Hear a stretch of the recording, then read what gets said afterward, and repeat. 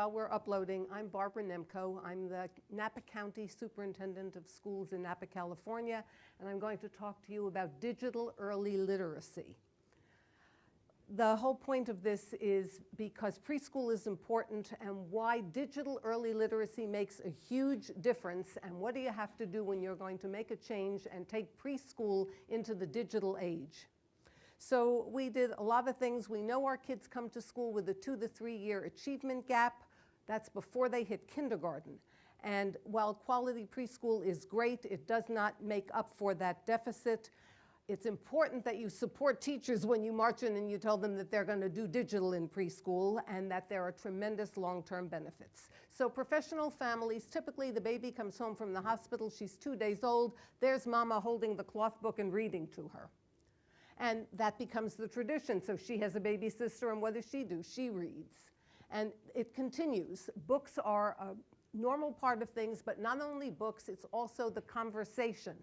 So you say to the baby when you bring him home, hello, guess what we're doing tomorrow? We're going to the zoo, and what animal would you like to see? And we pause and we wait for, they call it serve and return. And in professional families, all of this conversation and all of this books leads to children hearing 43 million words by the time they get to kindergarten. Kids who come from at-risk homes hear about 10 million words. So they call it 13 million. So they call it the 30 million word gap. So we have talk, read, sing, which is very nice, but our families in Napa, most of our preschool kids are Hispanic English learners. That's 97% in some of our schools and average 85. So talking doesn't do it. Plus, when we talk, we use the 5,000 most common words. So if I show you the pout-pout fish, and I say, look at that picture, how does he look? You'd say sad. That's what we say. But if we're actually reading the book, instead of sad, we would say, deep in the water where the fish hang out lives a glum, gloomy swimmer with an ever-present pout. So all of those rich vocabulary words are heard. Our population is very diverse and getting more so. So our kids do not all come to school speaking English. And if you look at the kids who suffer trauma, look at the increase that we've had in the last couple of years. We have kids with learning differences and all kinds of special needs. And then there's an achievement gap when they're in school, and people say the schools cause the achievement gap. They don't quite say that, but they say schools aren't doing a good job. So we wanted to catch that achievement gap and see if we could close it before they got to kindergarten and involve their parents in the process.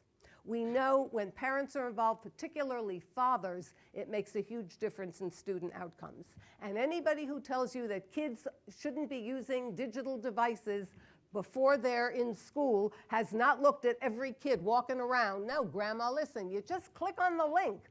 They go to, they're 1 year old, they're scrolling through their parents' phones, they're finding the games, they know how to play them, they're better with the phones than I am. So the effects that we found were fabulous for all kids, statistically significant, but for our English learners, off the charts. Part of it's regression to the mean, and part of it is for the first time they've had the opportunity to hear these words. This is how our teachers describe it today, not how they described it when we first told them that we were going digital. I had 16 teachers stand there like this. You know what that says? Make me, bitch. I ain't gonna do that. I know that any preschool kid should not have a device. So there were a couple of things that we did to make it palatable. First, we gave them iPads 3 months before they were going on summer break. We said, you don't have to use it in class. This is for you. We'll show you how to use it. This is back when iPads were new. We'll teach you all the skills. And then over the summer, you play with it, play with the app. In the fall, if you feel like it, you can introduce it.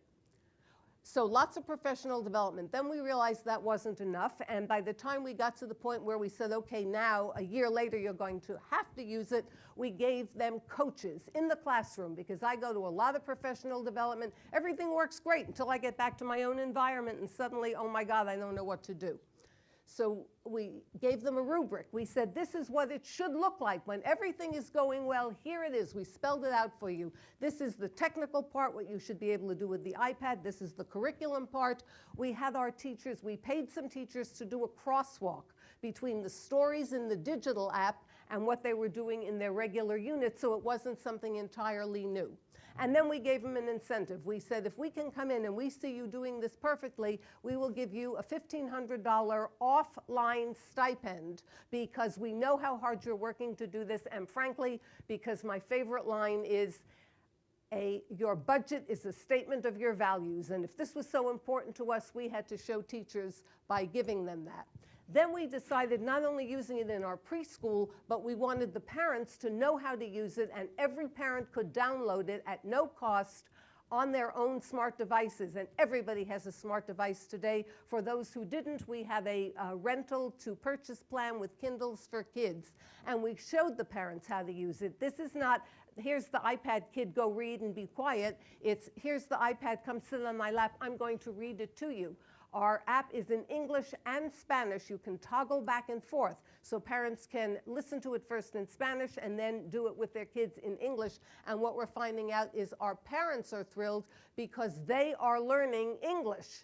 It's really improving it. We have all kinds of things on there. We have fiction books and nonfiction books. We have phonics. It's called Mega Mouth Decoders. There are songs that the kids listen to, and then they can record it. So if I could sing, I would sing for you, Addie, the apple goes, ah, ah, ah, but you don't want me to do that. So just trust me. And then the kids can record it and listen to themselves. There are nursery rhymes, there are games. It teaches numbers, colors, and picture Ethel and Lucy on the conveyor belt with the candy. Well, for colors, hats go by, colored caps, and they have to tap all the yellow caps. So then when they get it, we speed it up, so there are many levels.